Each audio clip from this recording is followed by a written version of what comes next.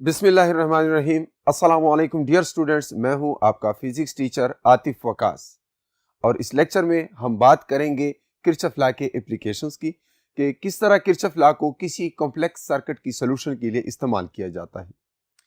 कुछ टर्मिनोलॉजीज जो बार बार हम किरचॉफ लॉ में इस्तेमाल करते हैं उनमें जंक्शन, ब्रांच और लूप, ये बार बार हम जब सॉल्यूशंस करते हैं किसी भी सर्किट का तो उसमें हम बार बार ये टर्मिनोलॉजीज यूज करते हैं, तो इसलिए इनका समझ आना जरूरी है। जंक्शन क्या होता है? A point in a circuit where two or more components meet. किसी भी इलेक्ट्रॉनिक सर्किट के अंदर वो पॉइंट कि जहां पर दो या दो से ज्यादा कंपोनेंट्स, इलेक्ट्रॉनिक कंपोनेंट्स आपस में ज्वाइन होते हैं, उस पॉइंट को हम जंक्शन कहते हैं। आप लोगों ने किरचॉफ जंक्शन रूल या किरचॉफ रूल पढ़ा है करंट के लिए, उसमें हमने इसका जिक्र किया था। आगे हम इसको मुख्तलिफ प्रॉब्लम्स की सोल्यूशन में यूज करेंगे, तो आपको पता होना चाहिए कि जंक्शन उस पॉइंट को कहते हैं कि जिसके ऊपर किसी सर्किट के अंदर मुख्तलिफ कंपोनेंट्स आपस में मिलते हैं। दूसरा है ब्रांच। किसी सर्किट का, किसी कॉम्प्लेक्स नेटवर्क का, किसी कॉम्प्लेक्स सर्किट का वो पार्ट कि जिसके अंदर कम से कम एक कंपोनेंट मौजूद होता है, उसको हम ब्रांच कहते हैं। कोई भी सर्किट का वो हिस्सा कि जिसके अंदर कोई ना कोई कंपोनेंट मौजूद है, चाहे वहां पर रजिस्टर है, कोई बैटरी है, कोई कैपेसिटर है, उस रीजन को, उस section of a complex circuit को हम कहते हैं ब्रांच। फिर लूप होता है। लूप जो है उसको, if a number of branches are connected in such a way that they form a close circuit. जब मुख्तलिफ ब्रांचेस किसी सर्किट के अंदर, किसी कॉम्प्लेक्स सर्किट के मुख्तलिफ ब्रांचेस आपस में इस तरह मिलाए जाएं कि इनसे एक क्लोज्ड सर्किट बन जाए, तो हम कहते हैं कि ये हमारे पास एक लूप बन गया। इसको कभी कभी मैश भी कहा जाता है। तो अभी मैं कुछ प्रोसीजर्स आपको बताऊंगा कि किस तरह से किरचॉफ लॉ को किसी कॉम्प्लेक्स सर्किट की सॉल्यूशन के लिए इस्तेमाल किया जाता है। हम यहाँ पर एक सिंपल सा एक एग्जांपल सा लेंगे, उस एग्जांपल के बाद फिर मैं एक न्यूमेरिकल प्रॉब्लम्स भी सॉल्व करूंगा इसी रूल के ऊपर, तो उसकी तरफ चलते हैं। स्टूडेंट्स, ये एक सर्किट है, आपको नजर आ रहा है, और इस सर्किट के अंदर हमारे पास दो ईएमएफ सोर्सेज हैं और दो रेजिस्टेंसेस हैं। ये इस तरह का सर्किट है कि इस सर्किट को हम डायरेक्टली ओहम लॉ अप्लाई करके आसानी से सॉल्व नहीं कर सकते। इस सर्किट को सॉल्व करने के लिए मैं यूज करूंगा किरचॉफ लॉ को। अब किरचॉफ के दो रूल्स हैं, एक जंक्शन रूल है यानी जिसको केसीएल कहा जाता है, किरचॉफ करंट रूल, या उसको फर्स्ट रूल भी कहा जाता है, और दूसरा है किरचॉफ वोल्टेज रूल। तो ये कुछ प्रोसीजर्स हैं जिसको आपने फॉलो करना है जब भी कोई प्रॉब्लम सॉल्व करते हैं। मैं उन्हीं प्रोसीजर को फॉलो करके इस एग्जांपल के अंदर, इस डायग्राम के अंदर मौजूद कंपोनेंट्स की इसको एनालिसिस करने की कोशिश करूंगा। देखें, सबसे पहले मैं सर्किट के अंदर लूप तलाश करूंगा। एक लूप हो सकता है, दो लूप हो सकते हैं, कई लूप हो सकते हैं, सर्किट की कॉम्प्लेक्सिटी पे डिपेंड करता है। तो एक लूप में कम से कम एक बैटरी आनी चाहिए, कम से कम एक वोल्टेज सोर्स लूप में मौजूद होना चाहिए। तो मैं चूज करता हूं सबसे पहला loop A B C F A. तो अगर डायग्राम में आप देखें तो ये कहां से स्टार्ट होता है? ए बी सी एफ ए, ये एक क्लोज लूप है। मैं इसको इसलिए चूज कर सकता हूं कि इसमें एक बैटरी भी मौजूद है और इसमें एक लोड भी मौजूद है, कोई रेजिस्टेंस। चलो ठीक, अब इसके ऊपर आप अप्लाई करें किरचॉफ रूल।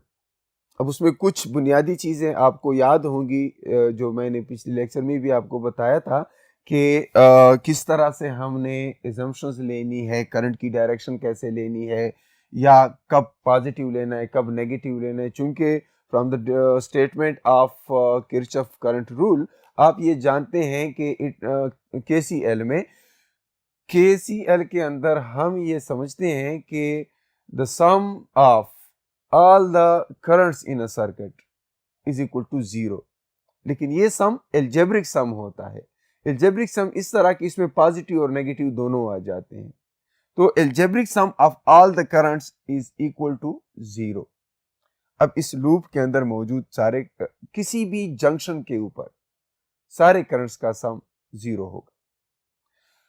दूसरा केवीएल है कि इस लूप के अंदर मौजूद किसी भी क्लोज सर्किट के अंदर मौजूद सारे ईएमएफ सोर्सेज का सम और सारे वोल्टेज ड्रॉप्स के सोर्सेज का सम आपस में इक्वल होता है कि जितना हम उस सर्किट को ईएमएफ प्रोवाइड करते हैं उतना ही वहां पर कंज्यूम हो सकता है, law of conservation of energy की बेस पे। तो एक लूप मैंने सेलेक्ट किया है ए बी सी एफ ए, और दूसरा लूप इसी सर्किट में मैं सेलेक्ट कर सकता हूं that is C D E F C. C D E F C दूसरा लूप वो हो जाएगा। लेकिन मैं थोड़ा सा रिमाइंड करा लूं कि कौन कौन से कन्वेंशंस आपने जहन में रखने हैं, कौन कौन सी चीजों का ख्याल रखना है। सबसे पहले तो आपने ये देखना है कि करंट की सबसे पहले आपने डायरेक्शन चूज कर लेनी है, कोई भी, दैट इज टोटली आर्बिट्रेरी आप कर सकते हैं, या आप ये भी कर सकते हैं कि कोई भी जंक्शन उठाएं और उसके ऊपर केसीएल अप्लाई करें। मैं क्या करता हूं, मैं सबसे पहले इस सोर्स से करंट की डायरेक्शन एज्यूम कर लेता हूं कि सर्किट में इस तरह क्लॉकवाइज जा रहा है और उसको मैं कह देता हूं कोई करंट I1। तो सबसे पहले मैंने क्या किया, choose a direction of current.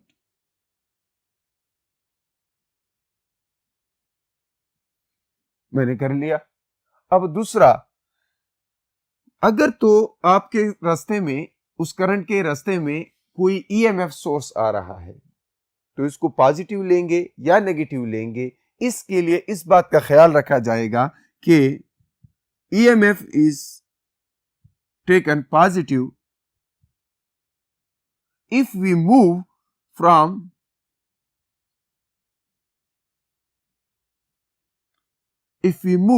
from lower potential to higher potential, lower to higher potential। अगर हम लोअर से हायर पोटेंशियल की तरफ जाएंगे तो क्या होगा,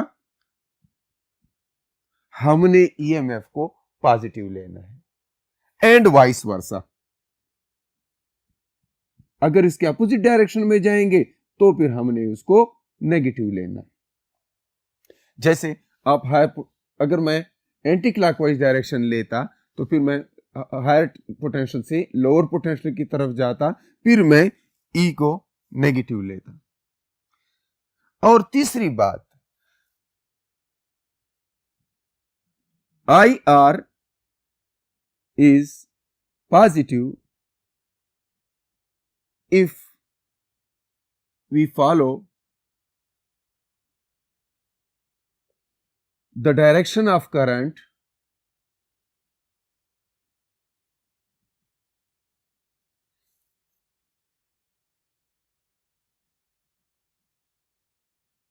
against the convention। कन्वेंशन क्या है कि फ्रॉम पॉजिटिव टू नेगेटिव, लेकिन अगर हम करंट की डायरेक्शन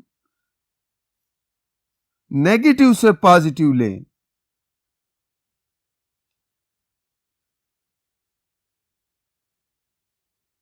तो फिर हमने क्या करना है, आई आर को पॉजिटिव कंसीडर करना है।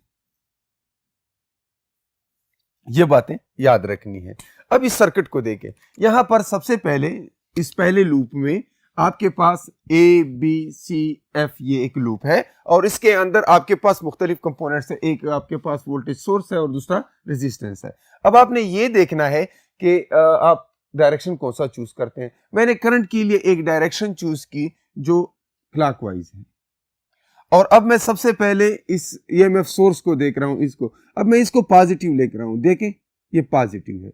क्यों पॉजिटिव मैंने इसको लिया, इसलिए पॉजिटिव लिया कि जो मेरा ट्रेवल का रास्ता है, मैं ए से बी, बी से सी, सी से एफ और एफ से फिर ए आ रहा हूं, तो यहां से यहां तक जाते हुए मैं स्मॉल टर्मिनल से लॉन्ग टर्मिनल की तरफ जा रहा हूं, मैं लोअर पोटेंशियल से हायर पोटेंशियल की तरफ जा रहा हूं, और ऐसे सूरत में मैं इसको पॉजिटिव लूंगा। That is because it is a convention, जो कि मैं यहां पर बात कर चुका हूं। दूसरी बात, अब ये ड्रॉप है, I1 प्लस I2 मैंने क्यों लिखा है, वो जंक्शन रूल के मुताबिक, क्योंकि यहां पर इस बैटरी की वजह से भी करंट आ रही है और इस बैटरी की वजह से भी करंट आ रही है। जंक्शन रूल के मुताबिक I1 और I2 आपस में मिलकर इस R1 के अक्रॉस मूव करेंगे। तो जंक्शन रूल भी यहां पर अप्लाई किया गया है।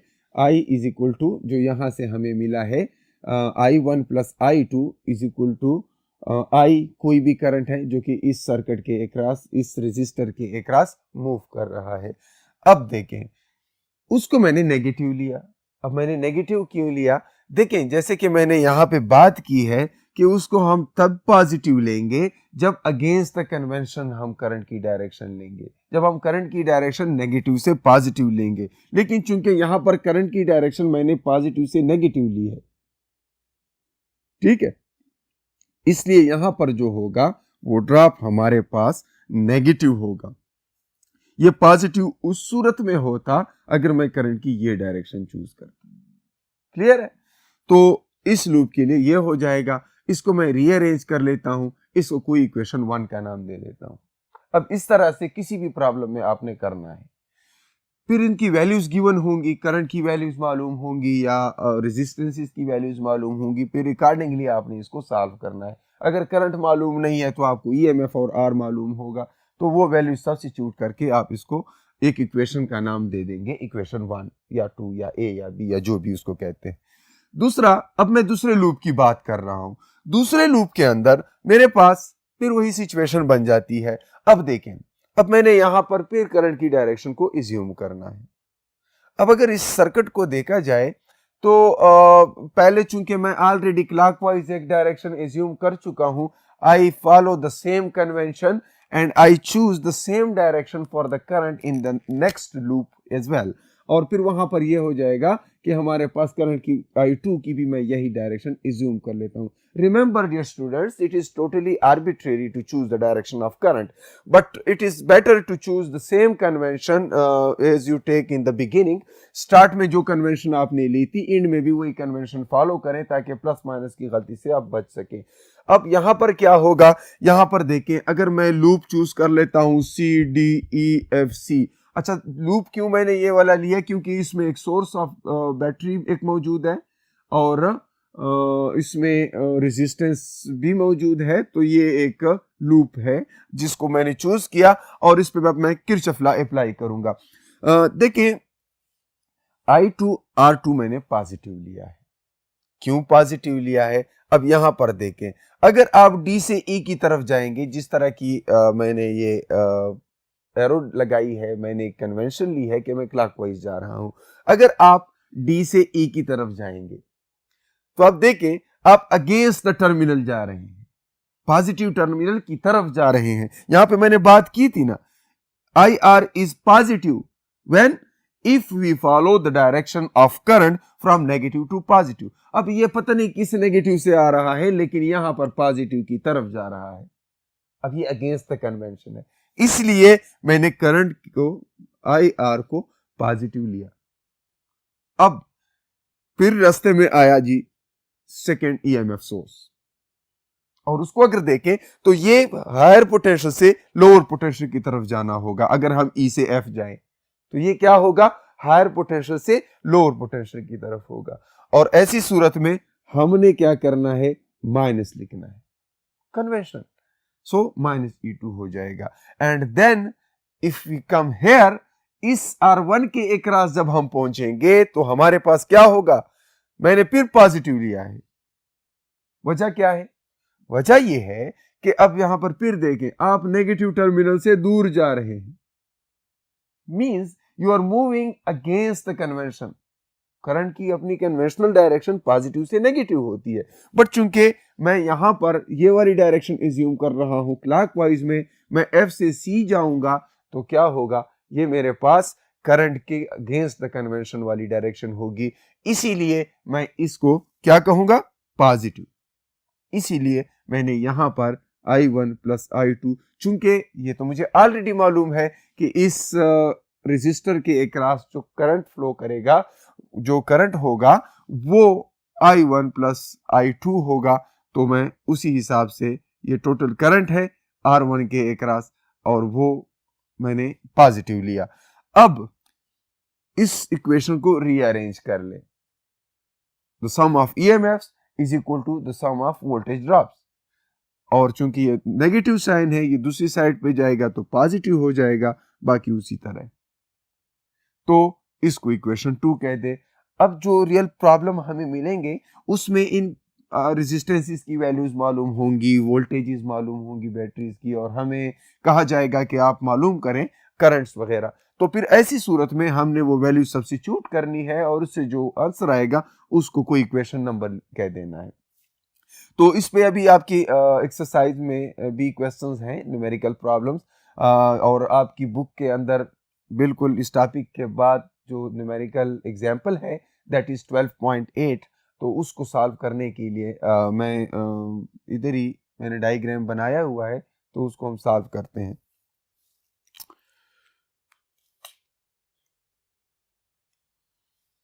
तो एग्जाम्पल 12.8 में अगर आप देखें, क्वेश्चन ये है कि एक सर्किट गिवन है, कॉम्प्लेक्स सर्किट है, एक नेटवर्क है, और उसने ये पूछा है कि करंट फाइंड करे हर एक बैटरी के अक्रॉस जब वो पास होगा, और फिर टर्मिनल वोल्टेज मालूम करें। वैल्यूज उसने दी हैं जिसको मैंने यहाँ पर नोट कर लिया है हर एक कंपोनेंट के ऊपर। और दूसरा ये है कि उसने ये भी कहा है कि हमारे पास जो लोड रेजिस्टर है वो ये वाला है R3, तो जो टर्मिनल वोल्टेज है वो अक्रॉस लोड रेजिस्टर होता है। तो सबसे पहले हमने ये करना है कि इस टर्मिनल वोल्टेज को फाइंड करने के लिए करंट हमें मालूम होनी चाहिए। वो करंट जब हम मालूम करेंगे उसको अक्रॉस दिस रेजिस्टर जब पास होगा तो इसके साथ मल्टीप्लाई करेंगे 5 के साथ, और हमारे पास टर्मिनल वोल्टेज आ जाएगी। लेकिन उससे पहले बिफोर नोइंग द करंट हमें ये देखना है कि जनाब असल में किरचॉफ वोल्टेज लॉ अप्लाई करके इसको सॉल्व कैसे करेंगे। एंड में फिर जाकर हमने उसको टर्मिनल वोल्टेज के लिए सब्स्टिट्यूट करना है। फिर वही केस, कॉम्प्लेक्स सर्किट है, इसके लूप्स बनाने हैं। मैंने 2 लूप्स चूज कर लिए हैं। एक लूप ये है, और ये असल में इस डायग्राम को आप देखकर कंफ्यूज इसलिए ना हो कि ये 2 बैटरीज है, एक ये बैटरी है, एक ये बैटरी है। ये पहली बैटरी का इंटरनल रेजिस्टेंस है, ये दूसरी बैटरी का इंटरनल रेजिस्टेंस है, और यूं समझो कि ये किसी बॉक्स में लगे हुए हैं और उस बॉक्स के साथ हमने बाहर कोई लोड रेजिस्टर लगाया हुआ है। अब मैं ये देखता हूं कि इससे बाहर आने वाली टोटल करंट कितनी है। अगर वो हमें मालूम हो जाएगी तो उसको इस R से मल्टीप्लाई कर लेंगे, इससे हमें टर्मिनल वोल्टेज मिल जाएगा। लेकिन सबसे पहले अभी हमें current through each battery find करना है, हमें I1 फाइंड करना है, हमें I2 फाइंड करना है, ये हमें मालूम करने हैं। और फिर जाकर हमने V टर्मिनल मालूम करना है, that is I1 plus I2 times R3। तो अभी तक मुझे I1 और I2 मालूम नहीं है, तो पहले मैं वो मालूम करूंगा और फिर उनको इस इक्वेशन में सब्स्टिट्यूट करके टर्मिनल वोल्टेज फाइंड करूंगा। तो लूप 1 कौन सा है? ये H B C D E F H, HBCDEFH, ये एक लूप मैंने चूज कर लिया। अब आप बाकी सारी चीजें इग्नोर कर दें, सिर्फ इस एक लूप पे फोकस करें। अब इस एक लूप में आप कोई भी करंट की डायरेक्शन ले सकते हैं, आप आर्बिट्रेरीली चूज करें, कोई भी आप चूज करते हैं। मैंने चूज किया इस E2 के अक्रॉस। अब मैं क्या करता हूं, मैं कहता हूं कि करंट ऐसे जा रहा है, I2 इस बैटरी की वजह से जो करंट है वो ऐसे जा रहा है, ठीक है। हाँ, अब ये ऐसे जाएगा या ऐसे आएगा मुझे इससे कोई लेना देना नहीं है, मैं सिर्फ इस लूप की बात कर रहा हूं, बाकी चीजें मैंने इग्नोर कर दी हैं। तो I2 की मैंने ये डायरेक्शन चूज कर ली। अब सबसे पहले ये सोर्स मेरे रास्ते में आ रहा है, ठीक है। अब ये सोर्स क्या है? E2 पॉजिटिव क्यों मैंने लिया? इसलिए कि अगर मैं इस डायरेक्शन में जाऊं क्लॉकवाइज डायरेक्शन में, तो फिर ये होगा नेगेटिव से पॉजिटिव। नेगेटिव से पॉजिटिव जाऊंगा, लोअर से हायर पोटेंशियल जाऊंगा, क्या करना है, पॉजिटिव लेना, मैंने पॉजिटिव। ठीक, अब यहां पर इस बैटरी की वजह से जो करंट है that is I2।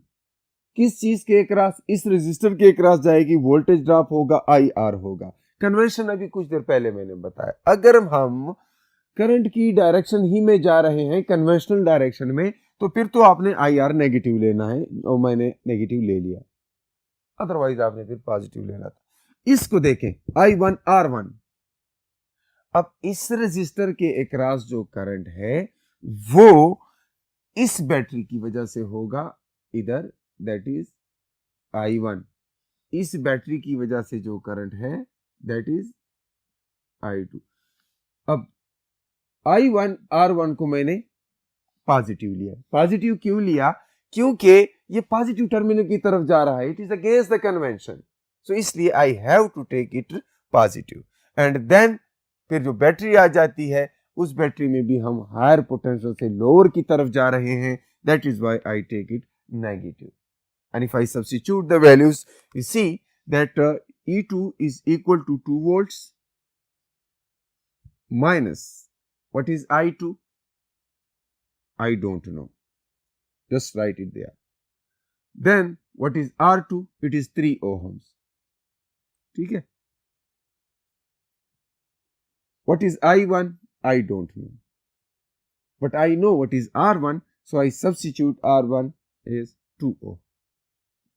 And then the next battery, which is 6 volt. And this should be equal to 0.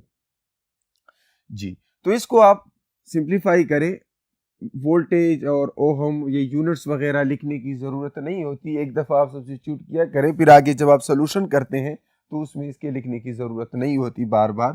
तो मैं लिखूंगा 2 minus 3I2 plus 2I1 minus 6, that is equal to 0. And if I rearrange this equation, 2I1 minus 3I2 minus 6 और plus 2 ये हो जाता है minus 4, that is equal to 0. And 2I1 minus 3I2 that is equal to 4. ठीक है, ये आपके पास एक इक्वेशन आ गई। इसको कोई इक्वेशन नाम दे दें, इक्वेशन 1। अब हम जाते हैं दूसरे लूप की तरफ। दूसरे लूप से भी इसी तरह की एक इक्वेशन हमारे हाथ लग जाएगी, फिर उन दो लीनियर इक्वेशंस को सॉल्व करना है, ठीक है। और उन लीनियर इक्वेशंस को सॉल्व करते वक्त आपके पास फिर दूसरा यानी और इन दोनों इक्वेशंस को जब आप सॉल्व करेंगे तो आपके पास I1 और I2 की वैल्यूज आ जाएंगी। दूसरा लूप कौन सा है? दूसरा लूप स्टूडेंट्स हमारे पास A, B, H, F, E, G और फिर A। मैंने ऐसे ये वाला लूप लिया क्योंकि एक बैटरी कम से कम उसमें होनी चाहिए, तो ये वाली बैटरी मैंने उसमें कंसीडर की। अब इस लूप के अंदर आप देख सकते हैं कि जब मैं A से B तक जाता हूं कुछ भी नहीं है, कोई कंपोनेंट नहीं है, छोड़ें। B से H तक जाता हूं कोई कंपोनेंट नहीं है, छोड़ें। H से जब मैं F की तरफ जाता हूं तो रास्ते में दो कंपोनेंट्स आते हैं, एक ये रेजिस्टर है, दूसरा वोल्टेज। अब रेजिस्टर क्या है? R2 है, इसके अक्रॉस करंट क्या होगा? अब पहले भी मैंने बात की है कि ये करंट जो है I2 है, लेकिन चूंकि मैं अब पॉजिटिव टर्मिनल की तरफ जा रहा हूं, इसलिए चूंकि मैं करंट की अगेंस्ट कन्वेंशन जा रहा हूं, I2 R2 को पॉजिटिव ले रहा हूं। E2 क्यों नेगेटिव मैंने लिया है? क्योंकि हायर पोटेंशियल से लोअर पोटेंशियल। और ये पिछली क्लास में भी मैंने आपको बताया था कि कमाई और खर्च की हिसाब से आप सोचें, एक सर्किट को एनर्जी दे रहा है, एक सर्किट से एनर्जी ले रहा है, एक को हम पॉजिटिव कहेंगे तो दूसरे को हम नेगेटिव कहेंगे।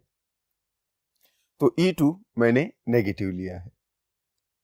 फिर इसके बाद आप इस सर्किट को फॉलो करें तो यहां पर इस लूप में आपके पास फिर एक रेजिस्टर आ जाता है, लेकिन वंस अगेन अगर आप देखें तो आप इस नेगेटिव टर्मिनल से पॉजिटिव टर्मिनल की तरफ जा रहे हैं। इसीलिए अगेंस्ट द कन्वेंशन बात है, करंट की कन्वेंशन पॉजिटिव से नेगेटिव होती है। हम ऐसी डायरेक्शन में जा रहे हैं कि यहाँ हिसाब नेगेटिव से पॉजिटिव की तरफ बन रहा है, इसलिए इसको भी पॉजिटिव लिया। अब फिर वैल्यूज इसमें भी सब्स्टिट्यूट कर लें। अगर आप देखें I2 आपके पास क्या है आप नहीं जानते, वैसे का वैसा लिखें। R2 क्या है, वैल्यू सब्स्टिट्यूट कर लें, 3 ओहम है, तो एक दफा यूनिट के साथ सब्स्टिट्यूट किया करें, फिर नेक्स्ट स्टेप में बेशक आप उस यूनिट को हटा दिया करें। E2 जो है 2 वोल्ट्स है। सिमिलरली R3 इज क्या, 3 ओहम। R3 जो है दैट इज 3 ओहम।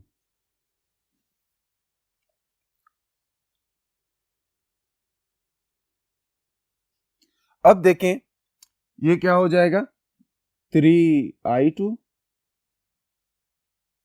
माइनस 2, मैं यूनिट्स नहीं लिख रहा इस दफा, plus 3I1 plus 3I2 and that is equal to 0।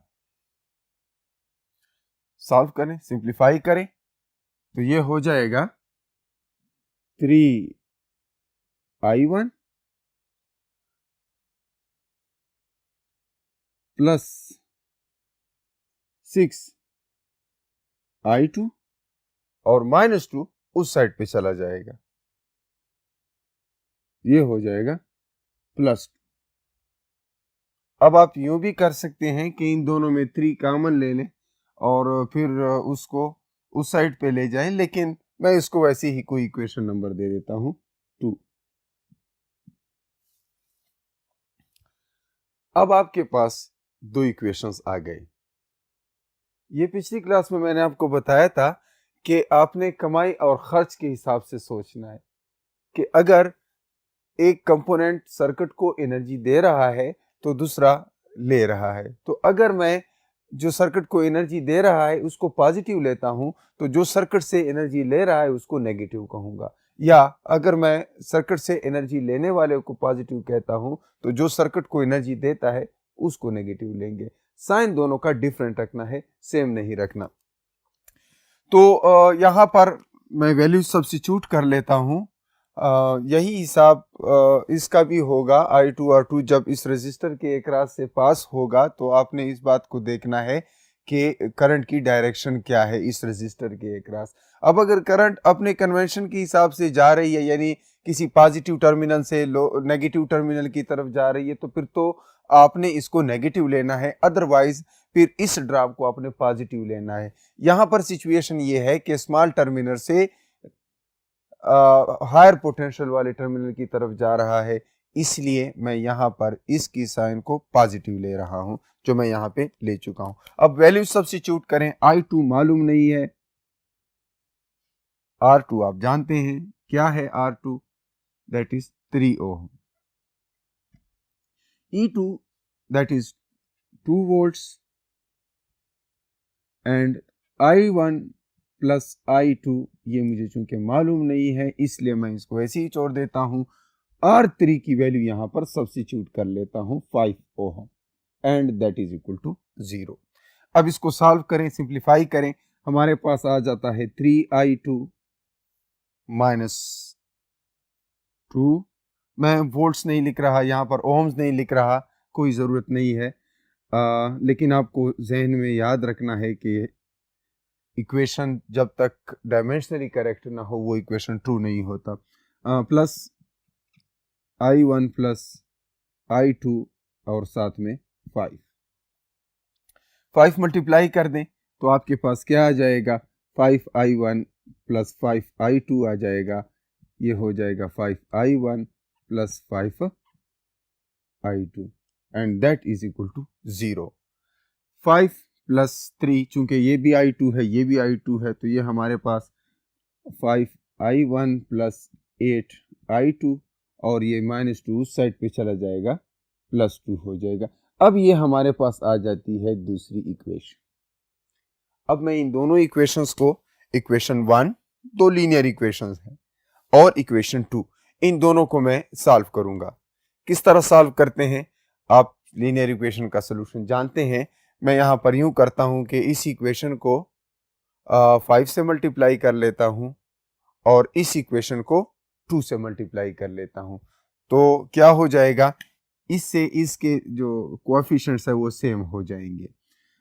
इसको 5 से मल्टीप्लाई करें तो ये हो जाएगा जनाब हमारे पास 5 multiplied with 2I1 minus 3I2 that is equal to 4 multiplied with 5, तो ये हो जाएगा 10I1 minus 15I2 and that is equal to 20। इसके बाद अब उस इक्वेशन को जरा देखें, उसको भी इसी तरह मैं 2 से मल्टीप्लाई कर लेता हूं। तो जब मैं 2 से इसको मल्टीप्लाई करूंगा, इस साइड पे भी 2 से मल्टीप्लाई करें, उस साइड पे भी 2 से मल्टीप्लाई करें और आपके पास ये आ जाएगा 10I1 plus 16I2 equals to 4। अब इन दो इक्वेशंस को आप सॉल्व कर सकते हैं। इस इक्वेशन को उस इक्वेशन से सब्ट्रैक्ट कर लेता हूं। फॉर एग्जांपल ये हमारे पास इक्वेशन 3 है, ये हमारे पास इक्वेशन 4 है। इक्वेशन 3 को इक्वेशन 4 से सब्ट्रैक्ट करते हैं। मैं इसको यहां पर सब्ट्रैक्ट कर लेता हूं। 10I1 minus 15I2 that is equal to 20। ठीक है, अब ये इक्वेशन जब मैं सब्ट्रैक्ट करना चाहता हूं तो फिर नीचे वालों के साइन चेंज हो जाएंगे और हमारे पास आ जाएगा 31I2 that is equal to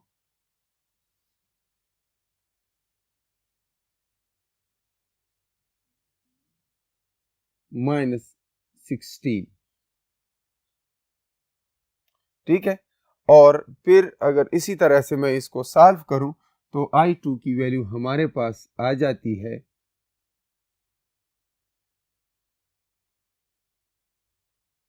अगर आप देखें तो ये 16 डिवाइडेड बाई 31, तो ये ऑलमोस्ट 0.5 आ जाती है, लेकिन इसके साथ नेगेटिव साइन होगा, माइनस। ठीक है, -0.5। अब अगर इसी वैल्यू को मैं इक्वेशन 1 में, इक्वेशन 2 में, 3 में, 4 में किसी में भी पुट कर लूं तो हमारे पास I1 की वैल्यू आ जाएगी। I2 हमारे पास क्या आया, -0.5, और इसी तरह से हम I2 भी सॉल्व कर सकते हैं, I1 भी सॉल्व कर सकते हैं। तो I1 क्या होगा, इसमें वैल्यू पुट कर लें, equation number 1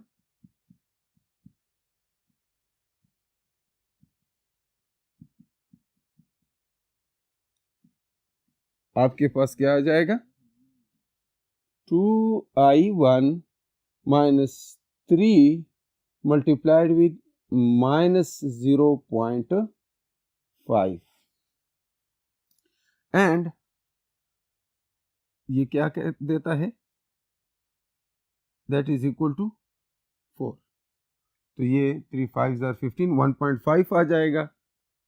2I1 plus 1.5 is equal to 4, ये उस साइड पे जाएगा, 4 से सब्ट्रैक्ट हो जाएगा और हमारे पास इस तरीके से I1 की वैल्यू आ जाएगी 1.2 एम्पियर। ठीक है, यूनिट लिखना जरूरी होता है, ये एम्पियर है, उसके साथ भी आप यूनिट लाजमी लिखें, एम्पियर्स। तो इस तरह से हम करंट्स मालूम कर लेते हैं। किसी भी सर्किट के लिए, कॉम्प्लेक्स सर्किट है, हमने किरचॉफ लॉ इस्तेमाल की और हमने करंट्स की वैल्यूज फाइंड कर ली। ठीक है, अब यहां पर देखें, दूसरा क्वेश्चन है कि टर्मिनल वोल्टेज फाइंड करें। उसने क्लियरली क्वेश्चन में बताया है कि आपके पास लोड रेजिस्टर कौन सा है। तो लोड रेजिस्टेंस चूंकि R3 है, इसलिए हम टर्मिनल वोल्टेज फाइंड करने के लिए R3 के अक्रॉस जो करंट है उसको R3 से मल्टीप्लाई कर लेंगे और हमारे पास रिजल्ट आ जाएगा। तो इस फार्मूले के मुताबिक I1 plus I2 is equal two multiplied with R3 that gives you terminal voltage. तो टर्मिनल वोल्टेज हमारे पास क्या हो जाएगी, इधर से अगर आप करें तो V terminal is equal to I1 क्या है 1.23,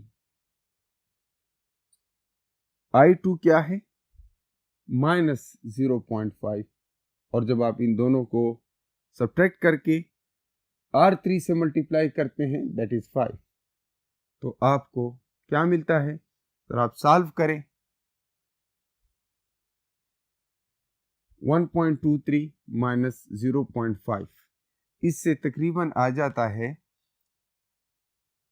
0.7 मल्टीप्लाइड विद 5, सो तकरीबन 3.5 वोल्ट्स आपके पास टर्मिनल वोल्टेज आ जाता है। तो डियर स्टूडेंट्स, दो बैटरीज हैं, एक बैटरी 2 वोल्ट की है, एक बैटरी 6 वोल्ट की है। वो दोनों इस तरह से आपस में लगे हुए हैं जिस तरह आपको नजर आ रहा है सर्किट में। उनकी कंबाइन जो इफेक्ट है अक्रॉस द लोड रजिस्टर, उन दोनों की वजह से जो टर्मिनल वोल्टेज हमें मिलती है दैट इज 3.5 वोल्ट। तो डियर स्टूडेंट्स, आज हमने किरचॉफ वोल्टेज को अप्लाई करना सीखा कि किस तरह किरचॉफ वोल्टेज को अप्लाई करके हम डिफरेंट कॉम्प्लेक्स सर्किट्स को सॉल्व कर सकते हैं। इंशाल्लाह नेक्स्ट क्लास में यही किरचॉफ लॉ को इस्तेमाल करेंगे दो इंतहाई इंपॉर्टेंट टॉपिक्स के अंदर, that is Wheatstone bridge and potentiometer. तब तक के लिए अपना बहुत सारा ख्याल रखिए। अल्लाह हाफिज।